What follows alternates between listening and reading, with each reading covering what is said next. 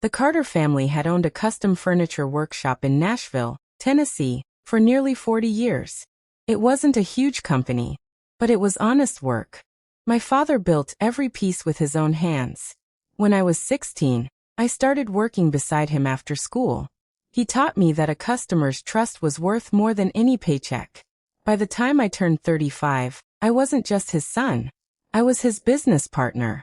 Everyone in town knew that one day I would take over the company. Or at least, that's what I believed.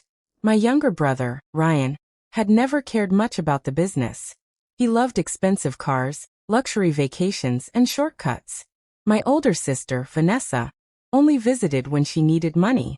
Even so, I never judged them. They're family, I'd tell my father. They'll come around. Dad would smile sadly. I hope you're right. Everything changed on a cold November morning. My father suffered a massive heart attack. By the time I reached the hospital, it was too late. The strongest man I'd ever known was gone. At his funeral, hundreds of people came to pay their respects. Customers, neighbors, friends. They all spoke about his honesty, his kindness, his generosity. Standing beside his grave, I made a promise. I'll protect everything you built. I meant every word. For the next few weeks, I buried myself in work. Orders had to be finished. Employees needed reassurance. Bills had to be paid. I barely had time to grieve. One evening, Ryan called. We need a family meeting. I thought he wanted to discuss Dad's wishes. Instead, that meeting changed my life forever. We gathered in my parents' living room. Ryan sat confidently beside Vanessa. My mother looked unusually quiet. There was a lawyer I'd never met before. Ryan smiled. We've finalized Dad's estate. I frowned. So soon.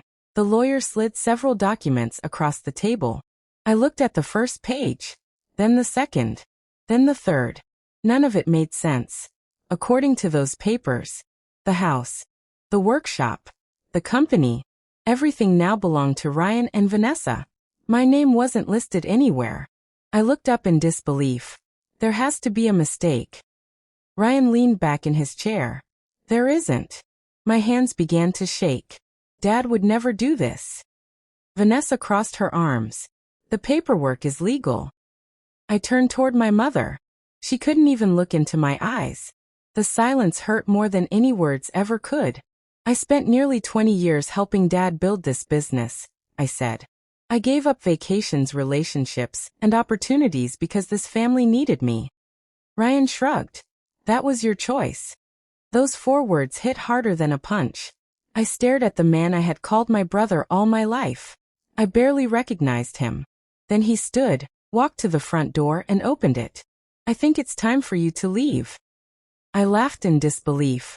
You can't be serious. He looked directly into my eyes. You don't own anything here anymore. The room fell silent. No one defended me. Not my sister. Not the lawyer. Not even my mother. I picked up the small bag I had brought to the meeting. As I reached the door, I turned around one last time. I looked at the family photo hanging on the wall. The same photo my father loved. The family he had spent his whole life protecting had just destroyed itself. I walked out carrying only one bag. Behind me, the door closed. In front of me was a future I never imagined. But I made one silent promise to myself. They may have taken everything I owned, but they will never take the man my father raised me to be. The first night after leaving my family's house, I slept in my old pickup truck. The November wind was freezing. I folded my jacket into a pillow and stared through the windshield at the dark sky. Just 24 hours earlier, I had owned a home, managed a successful family business, and believed I had a future. Now, I had nothing. No house. No company. No family. Only one suitcase and a few $100s in my wallet. For the first time since my father died, I cried. Not because I had lost money, but because I had lost the people I trusted the most. The next morning, I drove away from Nashville. Every street reminded me of my father. Every building carried a memory. I couldn't stay there. After several hours on the road, I arrived in Louisville, Kentucky. It was a city where no one knew my name. I parked outside a small motel, and paid for 1 week with almost half of the money I had left. As I lay on the old bed that night, I asked myself one question. What would Dad tell me to do now? The answer came almost immediately. Stand up. Start again. The following week, I searched everywhere for work. Construction companies, warehouses, furniture stores. Most employers looked at my resume and shook their heads. We're not hiring. Days turned into weeks. My savings disappeared faster than I expected. One afternoon, after another rejection, I sat alone on a park bench. For the first time, I wondered if Ryan had been right. Maybe I really was a failure. Just then, an elderly man sat beside me. He noticed the folder in my hands. Tough day, he asked. Ethan forced a smile. You could say that. The man introduced himself as Mr. Walter Hayes, owner of a small woodworking shop on the edge of town. After listening quietly, he asked one simple question. Can you actually build furniture? Or do you only know how to manage a business? Ethan smiled for the first time in weeks. My father taught me both. Mr. Hayes stood up. Be at my workshop tomorrow morning at 7. Don't be late. The workshop was tiny compared to the Carter family factory. Old machines, worn-out tools, only 6 employees. But the smell of fresh wood brought back memories of my father. Mr. Hayes handed me a damaged oak table. Fix it. For the next 4 hours, I worked without stopping. When I finished, the table looked almost brand new. Mr. Hayes ran his hand across the polished surface and smiled. My father used to say, you can judge a craftsman by the parts no customer ever sees. Ethan's eyes widened. My father used to say the exact same thing. Mr. Hayes laughed softly. Then he raised a good man. That afternoon, I got the job. Life wasn't easy. The pay covered only the basics. I still lived in the small motel. I cooked cheap meals. I worked 10-hour shifts. Then I spent my evenings reading business books, studying online courses, and writing ideas in a worn notebook. Every night before sleeping, I wrote the same sentence at the top of a new page. This is not the end of my story. Mr. Hayes noticed. One evening he asked, why do you work so hard after you've already finished your shift? Ethan closed the notebook and smiled. Because one day, I'm going to build something no one can ever steal from me again. Mr. Hayes looked at him proudly. I believe you. Miles away, Ryan and Vanessa celebrated another profitable month at the family business. They believed Ethan was gone forever. They had no idea. The brother they had betrayed wasn't planning revenge. He was quietly building a future that would one day leave them speechless. 3 years passed. The pain of betrayal never completely disappeared. But it no longer controlled Ethan's life. Every morning at 6, he unlocked the doors of Mr. Hayes' workshop before anyone else arrived. Every evening, after work, he studied business, marketing, and furniture design. While others rested, Ethan kept learning. Mr. Hayes often smiled and said, most people dream about success. Very few are willing to work for it.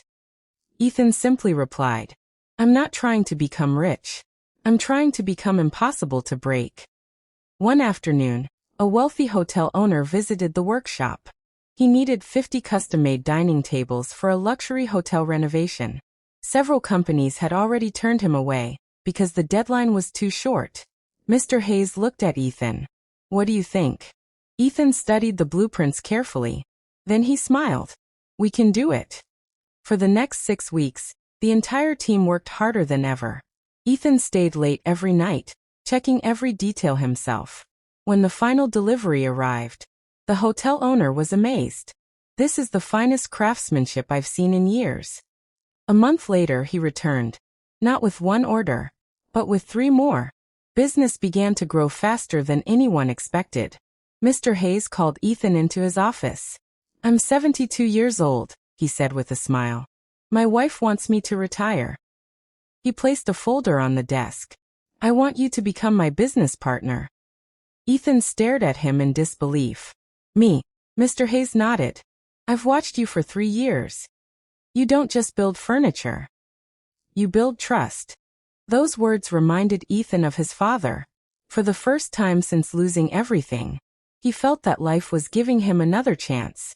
2 years later, the workshop had transformed into a modern furniture company called Heritage Woodworks. What started with 6 employees had grown to more than 100. Their handcrafted furniture was shipped across the United States. Business magazines featured Ethan's story. People admired the successful entrepreneur who had built everything from nothing. But very few people knew the truth. His greatest achievement wasn't the company. It was refusing to let bitterness define his future. Meanwhile, back in Nashville, the Carter family business was falling apart. Ryan had chased quick profits instead of quality. Cheap materials led to unhappy customers.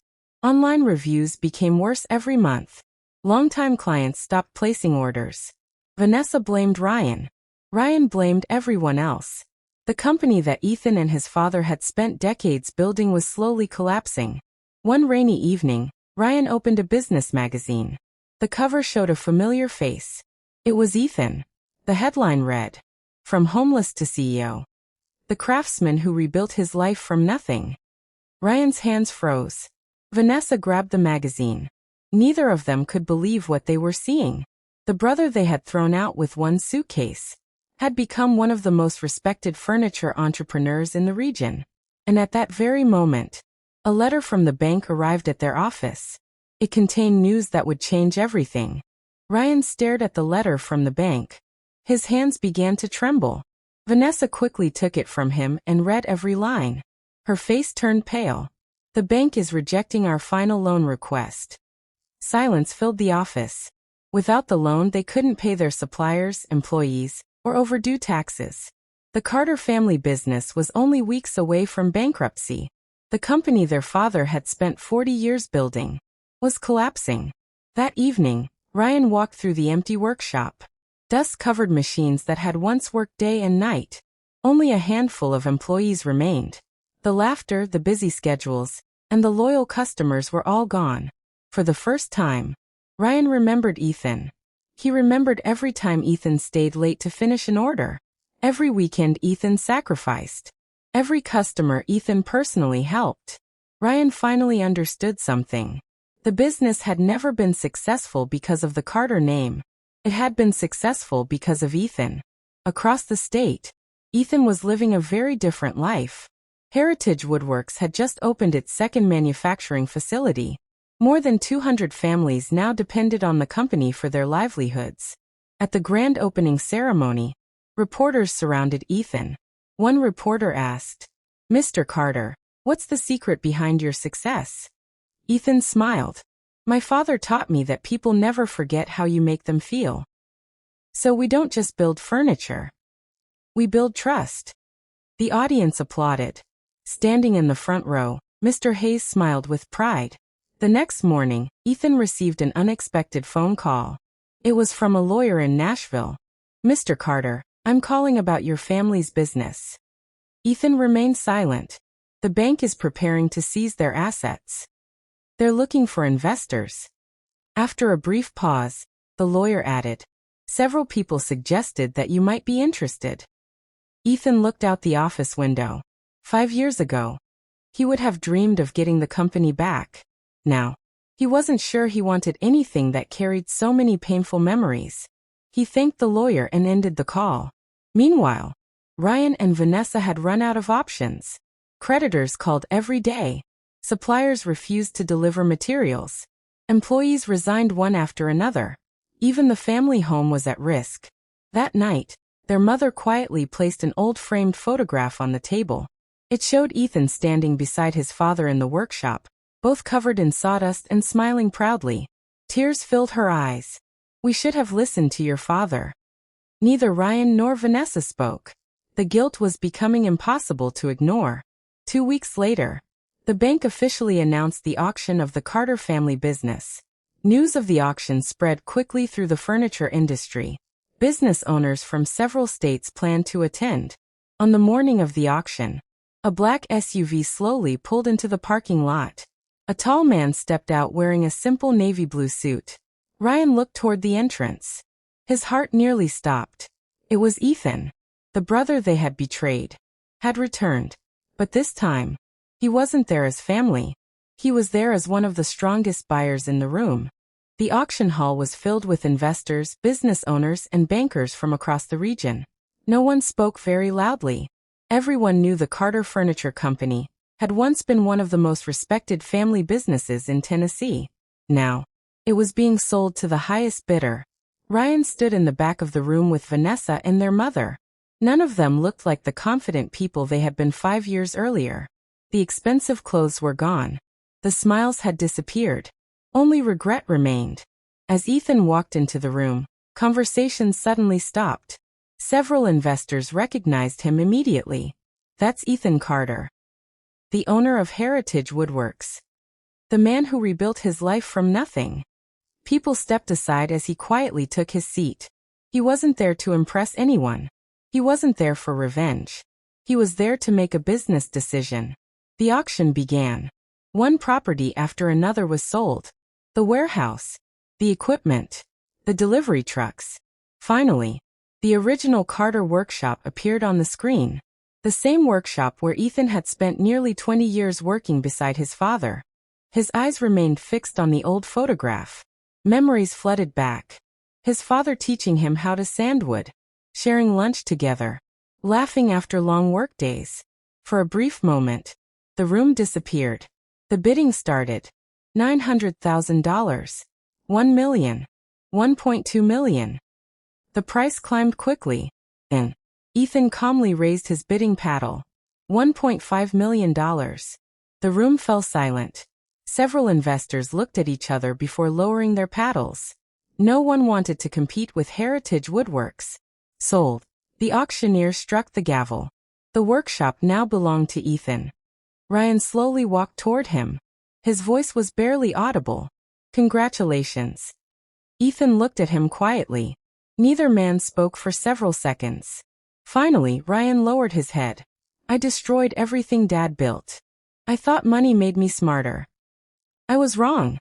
Vanessa stepped forward with tears in her eyes. We blamed you for everything, when we should have been thanking you.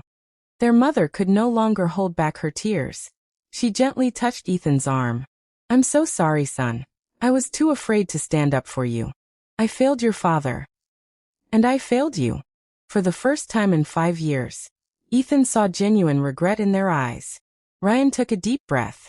We're not here to ask for money. We know we don't deserve anything. We only wanted one chance. To tell you that we were wrong. Ethan remained silent.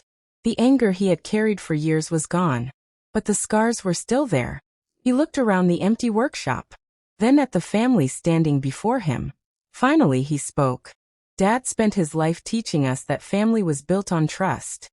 You didn't lose this business because of bad luck. You lost it the day you chose greed over loyalty. No one argued, because they knew. He was telling the truth. Ethan looked toward the workshop doors one last time. Then he made a decision that no one in the room expected. A decision that would change not only the future of the Carter family, but also the meaning of his father's legacy. The auction hall slowly emptied.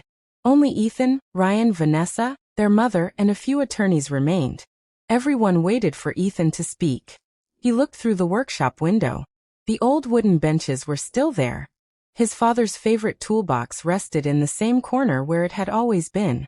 For a moment, it felt as if time had stopped. Then Ethan smiled softly. My father didn't build this workshop so his children could fight over it. He built it so families could build their own homes with furniture made with honesty. The room fell silent. Ethan turned toward the bank representatives. I'll complete the purchase. But I have one request. The manager nodded. What is it? I don't want the Carter name removed from this building.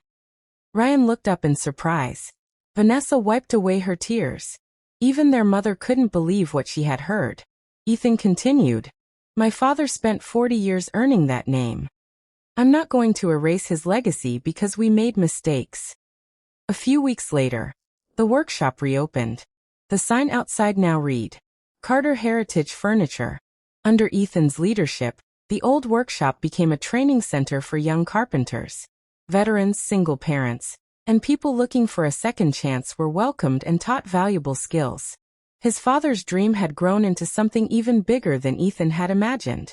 One afternoon, Ryan knocked on Ethan's office door. "I found a job," he said quietly. Ethan smiled. "Congratulations." Ryan nodded. "It's not a management position. I'll be working on the factory floor." Ethan stood up and shook his hand. "Every honest job deserves respect." Ryan smiled for the first time in years.